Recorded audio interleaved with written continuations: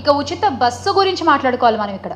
ఉచిత బస్సు గురించి అయితే మొన్న మా జగన్మోహన్ రెడ్డి గారు కూడా అన్నారు, మా పార్టీ అధినేత, రాయలసీమ మహిళలందరూ కూడా ఎదురు చూస్తున్నారు, అలాగే ఇతర జిల్లాలు ఇతర మహిళలందరూ కూడా ఎదురు చూస్తున్నారు, ఏం చేశారు ఆ బస్సు ఎక్కి తిరిగి చూసొద్దాము అని చెప్పి అని అన్నారు. ఆయన అన్న తర్వాత అయినా మీరు ఏమన్నా దాన్ని అమలు పరుస్తారేమో, చిన్న హామీయే కదా అని ఎదురు చూసాం మేము. కానీ మీరు అనౌన్స్ చేసిన విధానం చూస్తే మాత్రం అద్భుతం. అసలు దాని గురించి మనం మాట్లాడుకుందాం. ఇది చూడండి, ముందు చంద్రబాబు నాయుడు గారు ఉచిత బస్సు గురించి మాట్లాడిన మాటలు చూద్దాం ఒకసారి.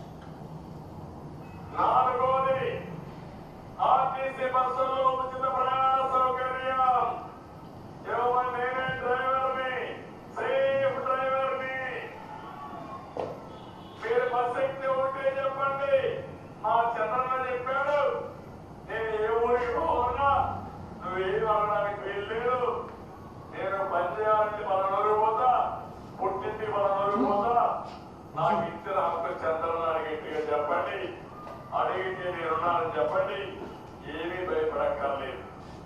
ఇవన్నీ నేను చేస్తున్నామంటే ఒక ఉద్దేశంతో చేస్తున్నా. మీకోసం జగన్మోహన్ రెడ్డి చేసేది, జగన్మోహన్ జగన్ రెడ్డి అతను కనిపెట్టుకొని వస్తాడు. నేను అడ్డు కాకుండా సేవాభావంతో ఎదురుకు వస్తా. నాలుగోది, ఆర్టీసీ బస్సుల్లో ఉచిత ప్రయాణ సౌకర్యం.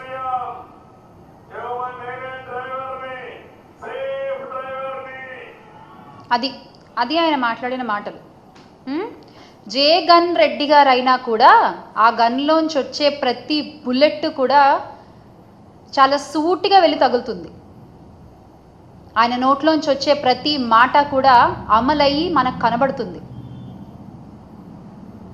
కానీ మీరిచ్చే మాటలు ఎలా ఉంటాయి అంటే, ఈ రోజున గుమ్మడి సుధారాణి గారు చెప్పారు ఇదే ఉచిత బస్సు కోసం. ఆవిడ ఏం చెప్పారు, ఏ జిల్లాలో ఉండే మహిళలు ఆ జిల్లాల్లో తిరగడానికి మాత్రమే ఉచిత బస్సు అట. ఇక్కడేమో ఈయనేమంటారు, మేము ఈ పనికి ఈ జిల్లా నుంచి ఇంకో జిల్లాకి వెళ్ళాలంటే ఎక్కి చంద్రబాబు నాయుడు గారు నా పేరు చెప్పండి అంటారు ఈయన. కానీ ఈ రోజున అదే కూటమి ప్రభుత్వంలో ఉన్న గుమ్మడి సంధ్యారాణి గారు ఆవిడ ఏం చెప్తున్నారు, ఇందాకే జస్ట్ ఒక అరగంట క్రితం, ఏ జిల్లాలో వాళ్ళు ఆ జిల్లాలోనే తిరగాలి. ఇది మీరే చెప్తారు, అది మీరే చెప్తారు. మీ మాటలు ఇలా ఉంటాయి. మా అధినేత జగన్మోహన్ రెడ్డి గారి మాట అంటే అది జరిగి తీరుతుంది అంతే.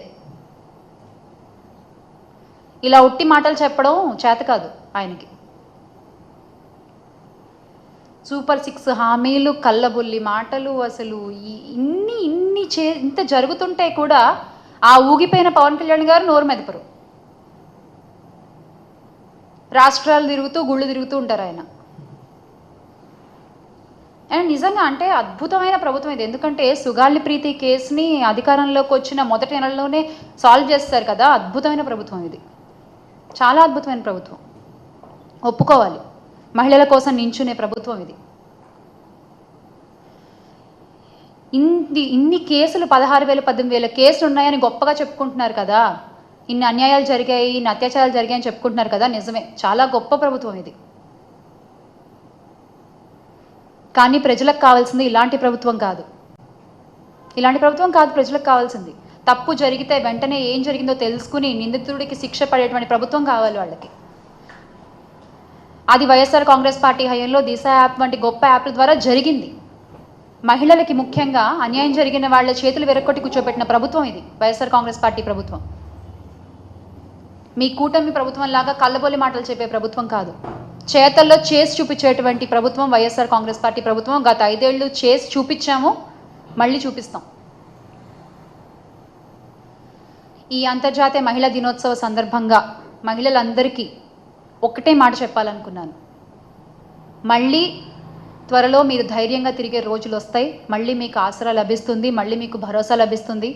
అది ఒక జగన్మోహన్ రెడ్డి గారి ద్వారానే మనకు సాధ్యమవుతుంది. So make Andhra great again with Jagananna.